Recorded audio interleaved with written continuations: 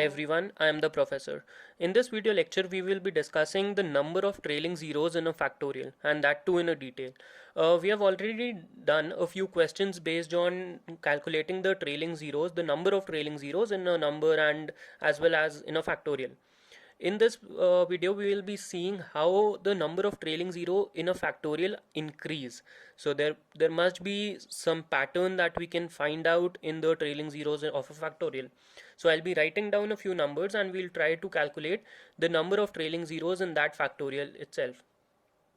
So I know that the first trailing zero that I'll get is only when I get the first 5 in a factorial, right? Because a 2 and a 5 is required to form a 0, right? To form a 10, I require a 2 as well as a 5. So before the factorial 5, I have no trailing zero, that's for sure. Because until factorial 4, I know the values of factorial 1, factorial 2, factorial 3, factorial 4, they have no zeros in them. The first zero that I get is in factorial 5 only. So I'll be starting with factorial 5. So let's say factorial 5. So how many zeros are present in factorial 5?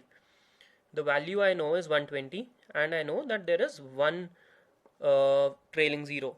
Okay, so I write it, one trailing zero that is present in factorial 5. Now factorial 6. Factorial 6 is nothing but factorial 5 multiplied by 6. So 120 multiplied by 6 won't result in an additional 0. So here also I have one trailing 0 only. I'll write it as TZ. Hope it's comfortable for you. So there is only one trailing 0 for factorial 6 also. Similarly for factorial 7, factorial 8, factorial 9, since there is no additional 5 that I am getting, right? There is only one 5 that I have got in factorial 5. Apart from factorial 5, in these numbers I am not getting any additional 5. So there would be only one trailing 0, right? One trailing 0, one trailing 0. Okay. Now coming to factorial 10. So factorial 10 has two 5s in it. The first 5 comes from 5 itself, the second one in 10. Okay, so there are two trailing zeros that are present in factorial 10. Even if I calculate the highest power of 5, I can divide 10 by 5 and I'll get 2. So there are two trailing zeros present in factorial 10. Now moving forward to factorial 11, factorial 12, factorial 14, factorial 13, anything less than factorial 15, I'll have just two trailing zeros. Even factorial 11 and factorial 13, I have not written it because it would get very lengthy otherwise. So even factorial 11 and factorial 13 also have two trailing zeros only. Coming to factorial 15, I'll get three trailing zeros. How? Because 15 when divided by 5 will give me 3. So the highest power of 5 is 3. And there are ample 2's that are available. So there are three trailing zeros that are present in factorial 15.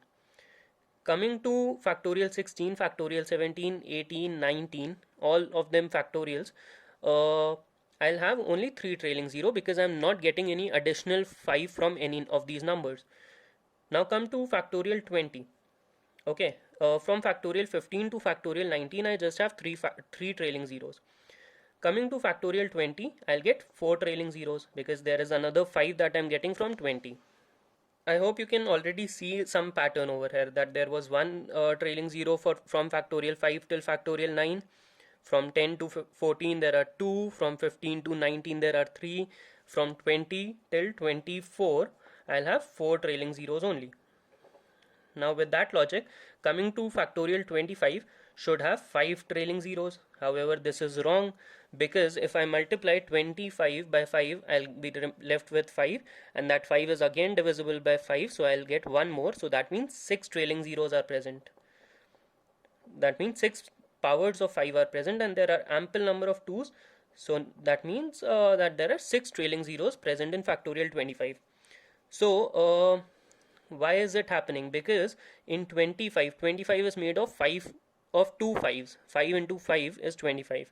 So there is an additional 5 that I'm getting at 25, which I wasn't getting at any other number. So I am skipping the fifth trailing zero. At no factorial can I get 5 trailing zeros. So till factorial 24 I was getting 4 trailing zeros. At factorial 25 I got 6 trailing zeros. Now factorial 30 will give me 6 and 1 from 30, that means 7 trailing zeros, right? I can divide 30 by 5, I'll get 6, and 6 is again divisible by 5, so one more, that means 7 trailing zeros. Factorial 35 would be 8, then factorial 40 would be 9. So I'll just write it over here. Factorial 45 will give me 10 trailing zeros. Factorial 50, again at factorial 50 I'll skip a trailing zero, that means I'll get 12 trailing zeros, because 50 when divided by 5 I'll get 10, and 10 is divisible by 5 two times, so that means 10 plus 2, 12 trailing zeros are present in factorial 50. Now let's look at the pattern. I was getting 1, 2, 3, 4, 5, then I skipped a 6. I skipped a 5 actually, so I got 4, and then I got 6. Then I went on to 7, then I went on to 8, 9, then 10, then I skipped the 11. So if I just write the pattern here, I get a 1, 2, 3, 4, then I skip a 5, I get 6, 7, 8, 9, 10, I skip 11, I get 12. Okay, so I'll write what I am skipping. I am skipping a 5, I am skipping a 11. So there is a gap of 6 digits, right? So let's see if the same pattern continues or not. By this logic, I need to skip 17, right? So let's see. Factorial 55 will give me 13. Factorial 60 will give me 14 trailing zeros. Factorial 65 will give me 15 trailing zeros. Factorial 70 will give me 16 trailing zeros. Factorial 75, I'll skip a 17, I'll get 18, right? Because by the logic that I was skipping 6 every 6th digit, I had to skip 17. Now let's see why factorial 75. 75 is a multiple of 25, and every multiple of 25 will have 2 5s in it. So I need to skip a trailing zero at every multiple of 25. Now let's move forward to factorial 80. I'll get 19. 85 I'll get 20. Factorial 95 I'll get 22 trailing zeros, and then factorial 100.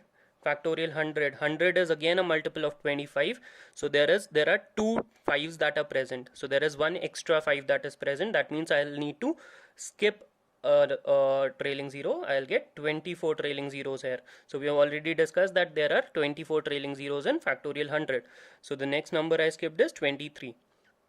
Now let's see if this pattern continues or not. So by this logic I need to skip 29. Okay, so going to factorial 110, I'll have 25 105. Yeah, 105. Factorial 105 will have 25 factorials, 25 trailing zeros. Factorial 110 will give me 26. 115 will give me 27. 120 factorial will have 28 trailing zeros. What about 125? I need to skip 29, that's for sure, because 125 is a multiple of 25. But the point here is that 125 is the cube of 5. So there are 3 5s present at 125. So I need to skip 2 numbers. I'll get 31 zeros here. 31 trailing zeros are present in 125 factorial. How? Because there are 3 factorials that are 3 5s that are present in factorial 125. I need to skip another number as well. So that means every multiple of 125 will lead to skipping of 2 digits rather than just one. I need to skip 2 digits here. So I skipped 5, 11, 17, 23, 29, and because 29 came at 120 actually, so I had to skip 30 as well. Now let's try to get a pattern out of here. 5 I skipped at 25. Okay, at factorial 25 I skipped 5. At factorial 50, because every multiple of 25 I am skipping one number, so 75, then 100. Then at 125 I am skipping 2 numbers, because 125 is 5 cube, so I am skipping these 2 numbers here. Then again following the pattern of 6 digits only, 36, then 42, 48, so this would be at 150, 175, then 200, then I add another 6 over here, 54, so this is at 225. Now I come to 60. So the next number is 250. So 250 is a multiple of 125. Every multiple of 125 will lead me to skipping of 2 digits. So I need to skip 60 as well as 61 for 250. So factorial 250 will have 62 trailing zeros. So it's not important that you learn this kind of a pattern or something. You can obviously calculate the number of trailing zeros whenever the need be, but it's important that you understand the concept behind this pattern and how you skip the trailing zeros.